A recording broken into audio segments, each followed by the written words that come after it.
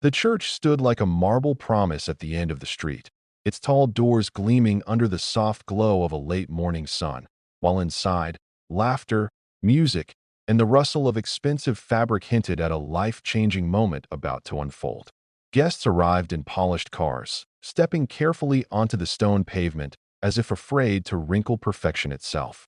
White flowers framed the entrance, their scent floating gently in the air, mixing with incense drifting from within. Just a few steps away from this picture of beauty and certainty, a young homeless girl lingered near the edge of the church stairs, half hidden behind a stone pillar as though the building itself was trying to pretend she didn't exist. Her coat was torn at the seams and far too big for her thin body, its faded color telling stories of winters survived without shelter. Dirt smudged her cheeks, but her eyes were startlingly clear, sharp with a seriousness far beyond her years. People passed her without slowing down, some dropping coins without looking, others pretending not to see her at all.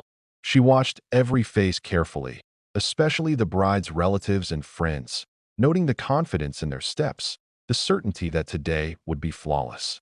Her hands trembled, not just from the cold, but from fear of what she knew she was about to do. The groom stepped outside the church doors for a moment of air, adjusting his cufflinks as if control over small details could calm the storm building inside him. His suit fit perfectly, his hair neatly styled, his smile rehearsed for photographs and congratulations.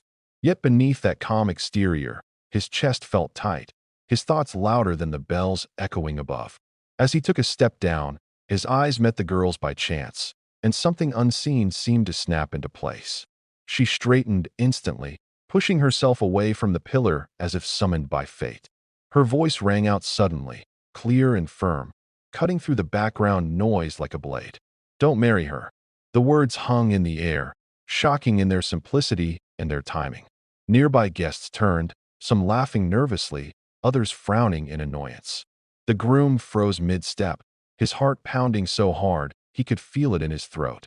He looked at the girl, irritated at first, ready to dismiss her as a troublemaker, but something in her expression stopped him. She wasn't begging, mocking, or confused. She was certain. He told her sharply that this was not the place for jokes or accusations, his voice controlled but strained, aware of curious eyes watching from behind the glass doors. The girl took a step closer, her hands clenched at her sides, and repeated herself more quietly, almost pleading now, yet still unshaken.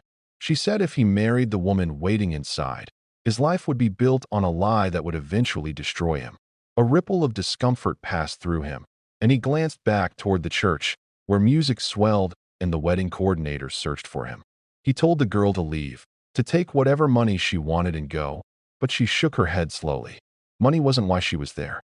She said she had waited years for this day, watching from a distance, hoping she would never need to speak, praying the truth would somehow surface on its own. A gust of wind lifted her coat. He noticed faint scars on her wrists, old and deliberate, marks of a past no child should have known. His irritation softened into confusion, then unease. He asked her how she even knew who he was, how she dared speak about his bride. The girl swallowed hard, then said a name he hadn't heard in a very long time, a name tied to memories he had buried beneath success, love, and carefully chosen forgetfulness. The sound of it sent a chill through him, sharper than the cold air. His breath caught, and the world around them seemed to dim, the laughter and music fading into a dull hum. She spoke of a place from years ago, an institution meant to protect children but filled instead with fear and silence. She spoke carefully, as though choosing each word was painful, describing hallways that smelled of disinfectant and damp walls, rooms where cries were swallowed by thick doors.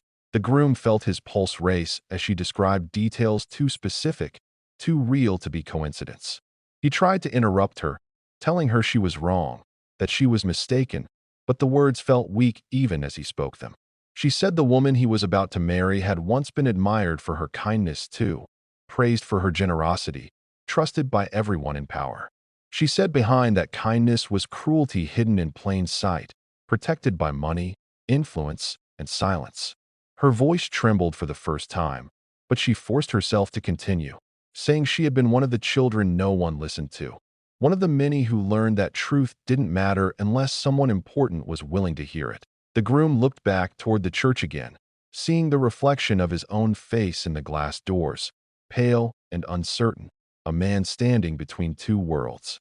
Inside waited the woman he loved, the future he had planned, the life everyone expected him to choose. Outside stood a girl with nothing to gain, carrying a truth heavy enough to crush her if she spoke it aloud. The bells rang again, louder this time, urging him to return, to take his place, to ignore the discomfort creeping into his chest. He felt sweat gather at his palms as he realized that walking away from this girl would be easy, expected, even applauded. Listening to her, however, would change everything. As he opened his mouth to respond, the girl looked at him with eyes filled not with anger, but with desperate hope, as if his next choice would finally decide whether her suffering had meant anything at all. The groom felt as if the ground beneath his polished shoes had turned soft and unreliable, every certainty sinking slowly as the girl continued to speak. He led her a few steps away from the entrance, toward the side of the church where shadows gathered and curious eyes could no longer pry so easily. The music inside swelled and softened again, like a heartbeat he was suddenly afraid of ignoring. His voice came out quieter than he intended as he asked her to explain everything, from the beginning, because fragments were no longer enough. The girl nodded, bracing herself, and began to tell her story in full, each word heavy with memories she had never wanted to carry alone. She spoke of arriving at the orphanage as a frightened child, hopeful at first because adults had promised safety, warmth, and care. She described how the bride-to-be had been admired there too, praised for donations and appearances, always perfectly dressed, always smiling for visitors. But when the doors closed and the lights dimmed, that smile vanished. Punishments were disguised as discipline, cruelty explained away as necessity, and complaints silenced with threats no child knew how to fight. The groom's stomach twisted as she described nights spent awake, listening to quiet sobs, learning which footsteps meant danger and which meant brief relief. She explained how some children were favored, others ignored, and a few targeted, always chosen carefully so no patterns could be proven. When she tried to tell another adult, she was accused of lying, of seeking attention, and was punished again for daring to speak. Eventually, she said, the bride disappeared from the orphanage, leaving behind a trail of fear and unanswered questions. The institution changed its name, records were altered, and the truth faded into whispers no one wanted to hear. The girl herself was labeled problematic, difficult, ungrateful. Soon after, she found herself pushed out into the streets, too old to be pitied, too young to survive without scars that as she spoke. The groom felt a pressure building behind his eyes, memories rising uninvited. He remembered his fiancée mentioning volunteer work years ago, always vague about details, always deflecting questions with charm and humor. He remembered moments when her kindness felt performative, carefully timed, as if generosity were a tool rather than a feeling. At the time, he had brushed these thoughts aside, unwilling to question the woman he loved. Love, he realized now, had made him blind in small but dangerous ways. He asked the girl why she hadn't gone to the police, to the media, to anyone who might have listened. She gave a bitter smile and said she had tried, more than once. Without documents, without money, without credibility, her words had been treated like noise. People believed the woman with influence, not the child with nothing. A door opened behind them, and the wedding coordinator appeared briefly, her face tight with concern. She asked if everything was all right. The groom forced a smile and nodded, saying he just needed another moment. When she left, the silence felt heavier than before. The girl reached into her pocket and pulled out a folded piece of paper, worn thin from being opened and closed too many times. She handed it to him with trembling fingers. Inside were copies of old reports, notes written in careful handwriting, names crossed out but still legible beneath the ink. There were dates, signatures, and photographs faded with time but unmistakable. Evidence, imperfect yet powerful. The groom's hands shook as he held it, the reality of the situation pressing down on him like a weight he could no longer escape. He looked up at the church again, imagining the bride inside, surrounded by people who adored her, waiting confidently for a future she believed was secure. The thought that she might recognize the girl, might already know who stood outside, made his skin crawl. He asked the girl what she wanted from him, expecting anger, revenge, or desperation. Instead, she said she only wanted the truth to matter for once. She said she had no illusions about justice arriving neatly, but she could not allow a lie this large to be rewarded with happiness built on other people's pain. Her voice cracked as she admitted she was tired of carrying this alone, tired of watching the woman who had hurt so many be praised as kind and admirable. The groom closed his eyes, feeling the pull of two futures tearing at him. One path led back through the church doors, to vows, applause, and a life carefully designed to look perfect. The other led into uncertainty, scandal, and loss, but also honesty. He realized that marrying her now, knowing what he knew, would make him complicit in the lie, even if he never spoke a word. When he opened his eyes again, his decision was not yet fully formed, but something fundamental had shifted. He told the girl to stay where she was and promised he would not ignore what she had said. For the first time, she looked unsure, as if hope itself frightened her. Inside the church, the music stopped abruptly, and murmurs spread among the guests. Time was running out. The groom took a deep breath, straightened his suit, and walked back toward the entrance, the folded papers hidden inside his jacket like a burning truth against his chest. Each step felt heavier than the last. He knew that whatever he said next would unravel lives, including his own. As he pushed open the doors, light spilled out, and every face turned toward him, smiling, expectant, unaware that everything was about to change. The moment the groom stepped inside, the warmth of the church wrapped around him, but it no longer felt comforting. It felt suffocating, as if the walls themselves were pressing in, urging him to speak words he was no longer sure he believed. All eyes turned toward him, smiles wide and certain, and at the front stood the bride, radiant in white, her expression calm and confident, unaware that her past had just caught up with her at the door. He walked slowly down the aisle, every step echoing like a question he could not silence. The officiant cleared his throat, ready to continue, but the groom raised a hand, stopping the ceremony. A ripple of confusion moved through the guests, whispers spreading like sparks. The bride's smile faltered for just a second, barely noticeable, but enough. He took a breath and said he needed to speak the truth before they went any further. Silence fell, thick and uncomfortable. He turned to face the crowd and spoke carefully, his voice steady despite the storm raging inside him. He said that moments before entering, someone had come forward with information that made it impossible for him to continue without questions being answered. Murmurs grew louder, and the bride's eyes narrowed slightly, her posture stiffening. She laughed softly, trying to lighten the mood, suggesting this was pre-wedding nerves or an ill-timed joke. But he didn't laugh. He reached into his jacket and pulled out the folded papers, holding them in his hands as if they weighed more than the future he was about to give up. He asked her, gently but firmly, to explain her time working at an orphanage years ago, to explain why certain records had vanished and why children there had suffered in silence. For a heartbeat, the bride said nothing. Then she straightened her shoulders and responded smoothly, dismissing the claims as false, the desperate lies of someone seeking attention.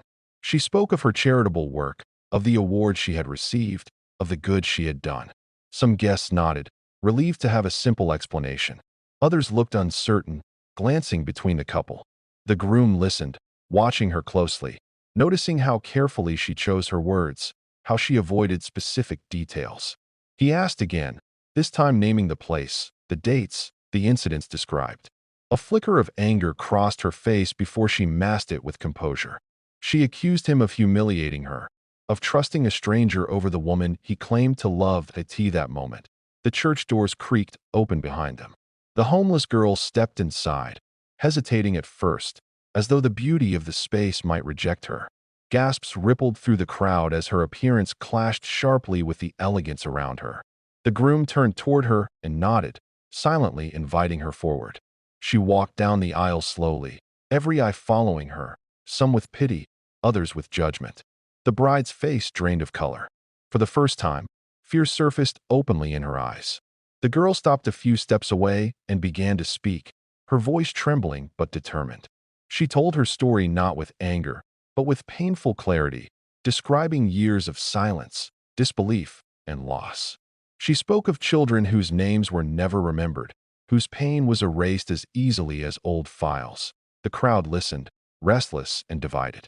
Some guests looked away, unwilling to hear something so ugly on a day meant for joy. Others leaned forward, caught by the raw honesty in the girl's voice. The groom watched as the bride's composure unraveled, her denials growing sharper, her tone defensive. She claimed the girl was lying, mentally unstable, manipulated. But when asked to look at the girl, to truly look at her, she refused. That refusal spoke louder than any confession. The officiant stepped back, unsure of his role now. As the ceremony dissolved into something far more real than planned, authorities were called, quietly at first, then openly. The bride protested, her voice rising as control slipped from her grasp. Guests whispered, phones appeared, recording what could no longer be hidden. The groom felt grief and relief twist together inside him. He knew his life would never return to what it had been an hour earlier, but he also knew he had made the only choice he could live with. When officers arrived, they spoke calmly, respectfully, asking questions that demanded answers. The bride was escorted aside, her protests echoing through the hall as she was led away, her white dress no longer a symbol of purity, but of a lie exposed under unforgiving light. When the church finally emptied, the groom stood alone near the altar, the silence profound. The homeless girl lingered nearby, unsure of her place now that the truth had been spoken. He approached her, his expression heavy but sincere, and thanked her for her courage, acknowledging the cost of what she had done. She nodded, tears finally falling, not from sadness alone, but from the release of a burden she had carried for too long. Outside, the bells did not ring. There was no celebration, no applause, only the quiet aftermath of honesty. As they stepped out into the fading daylight, the groom realized that while a wedding had been destroyed, something far more important had begun: the slow, painful process of truth, accountability, and healing.